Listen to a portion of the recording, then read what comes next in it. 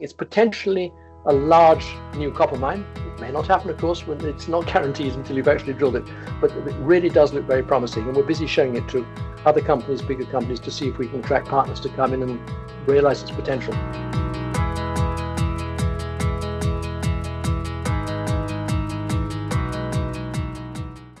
Welcome to those tuning in to the Assay TV, where today I'm delighted to be joined by Brian Hall, the Executive Chairman of Great Western Mining. Welcome, Brian.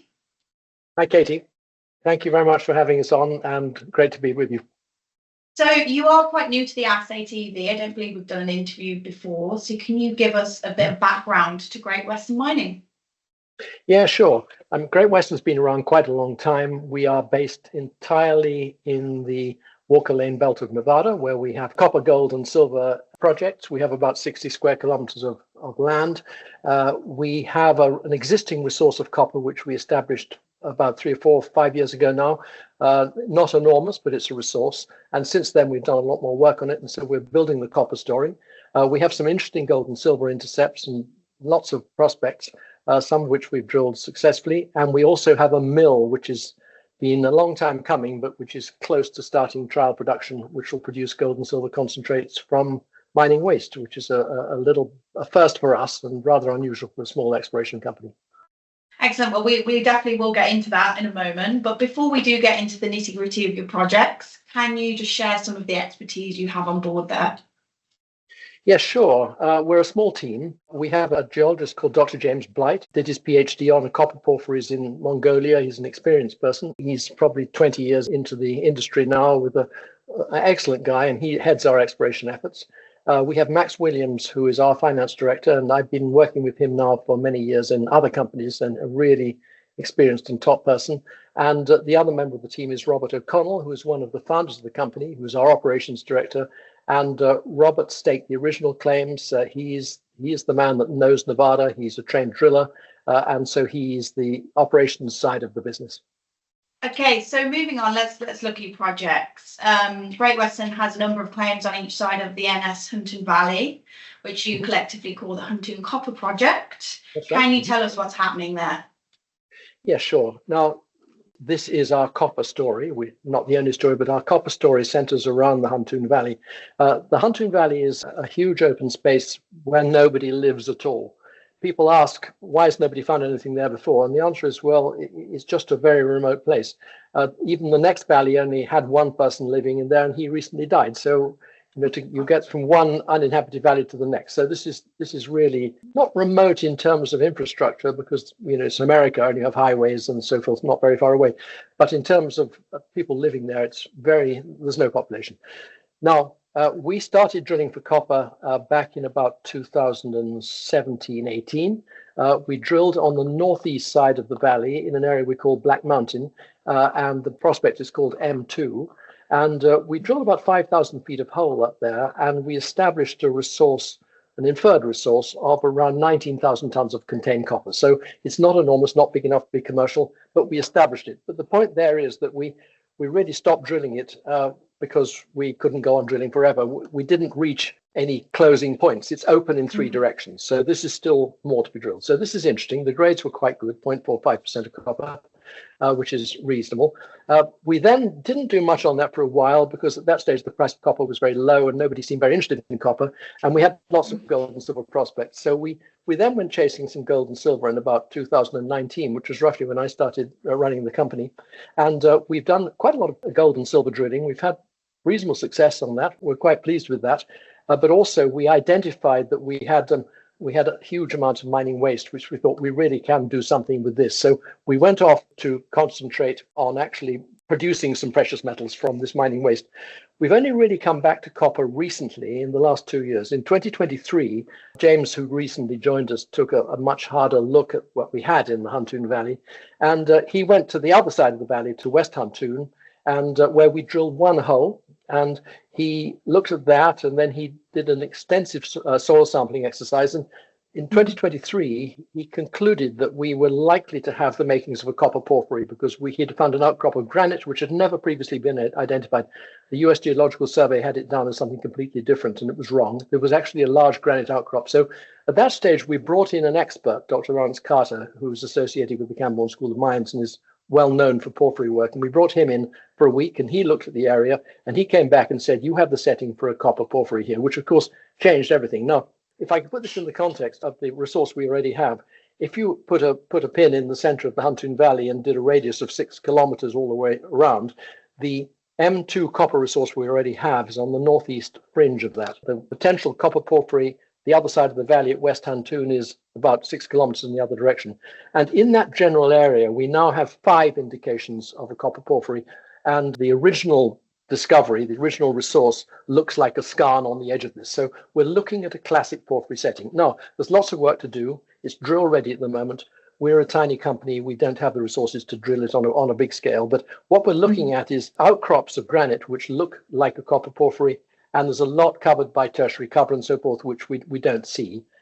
So that needs to be drilling. And we have a drill ready program, which is ready to go whenever we're in a position to drill it. So it's very exciting. It's potentially a large new copper mine. It may not happen, of course, when it's not guaranteed until you've actually drilled it, but it really does look very promising. And we're busy showing it to other companies, bigger companies, to see if we can attract partners to come in and realize its potential. So that's our most exciting story at the moment. And we're really very fired up about it, and we're working on it all the time. It's a great time to be a copper miner, particularly at the moment, of course.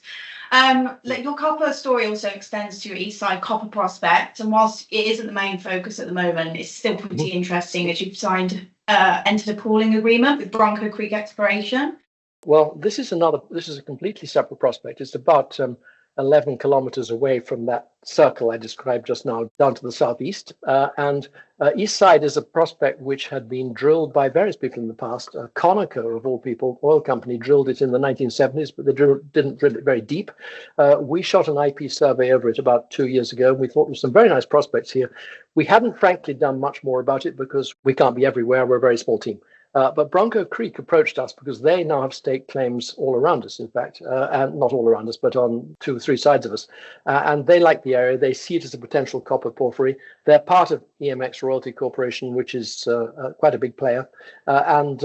So they joined us and said, listen, why don't we just form a pooling agreement for this, and we will try and market it to a bigger company. So this is much less advanced in terms of work than the Huntoon Valley, but it's very interesting. And what appeals to us about this is that we have another company working with us, because we've been very much a lone voice in the wilderness out in the Huntoon Valley. You know, we're small, we're from across the Atlantic, we're all on our own.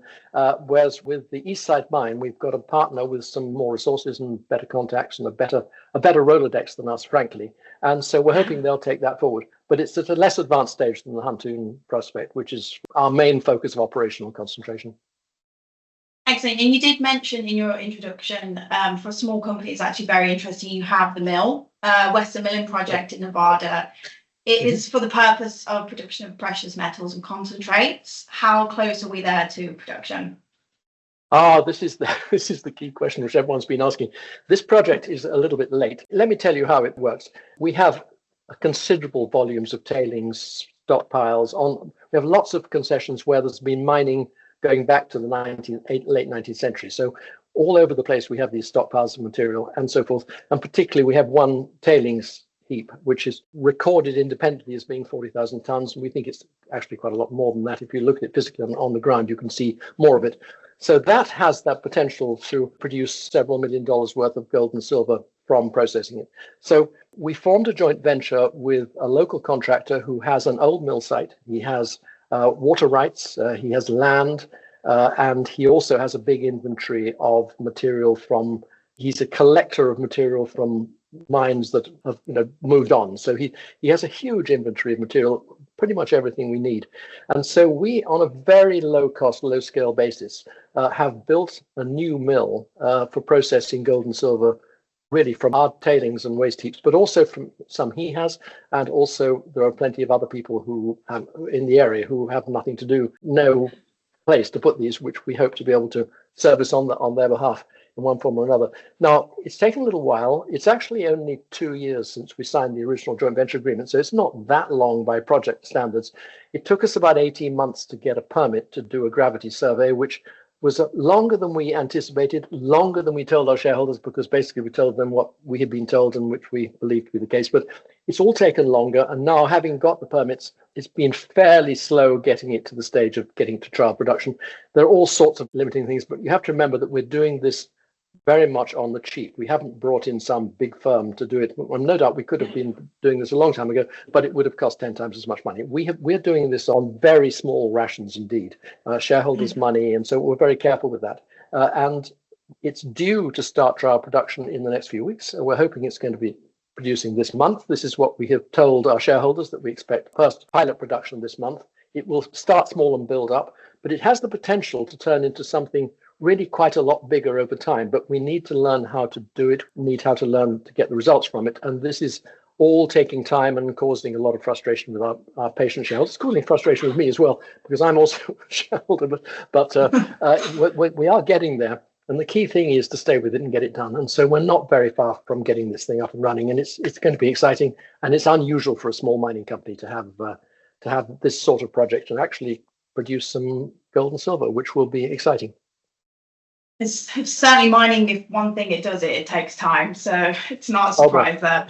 Yes, that's right. Okay, just looking at the broader picture now as we're rounding up this interview, you're operating in Nevada. You're obviously very proud to do so. What is the upside to work in that jurisdiction? You did mention there's no one around. So that's always an upside. What else is there?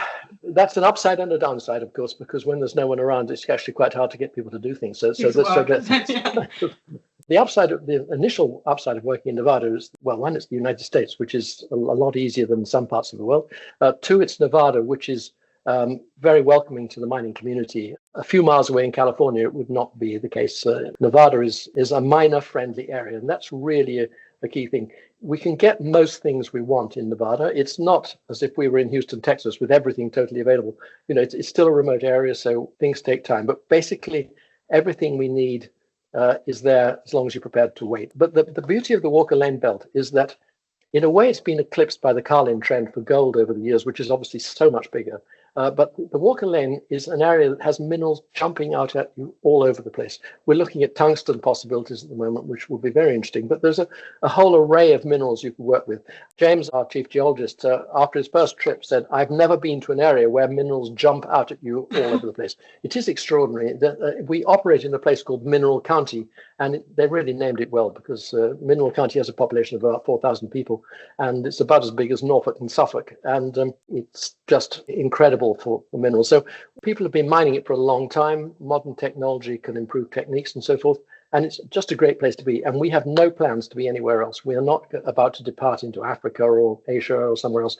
We're very happy. We have 60 square kilometers of ground, which is a lot for a small company, a lot to work on. We've got plenty to do. We're very happy to be in Nevada. Great place.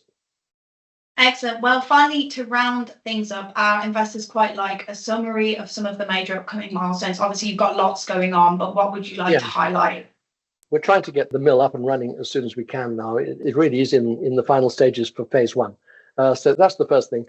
We are very keen to find a partner or a project level investor to come into the Huntoon Valley. You know, we're a small cap company. We can't raise the sort of money we need through our existing retail shareholder base. It's quite unreasonable to expect that.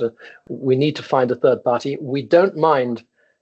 We have 100% of it at the moment. I would rather have a serious percentage of something than 100% of nothing. So we really need a partner to come in. We will dilute interest in the project when we do, but we will keep what we hope it would be a big interest for a small company. So those are our two main things. We also hope, of course, that we can move forward on the East Side Mine with Bronco Creek. They're a very active company, and I expect they will be moving that forward fairly quickly now.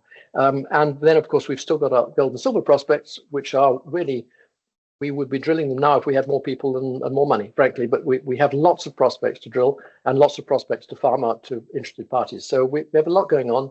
And in spite of a fairly dire market at the moment, we're very pleased with prospects we have and the way it's all going.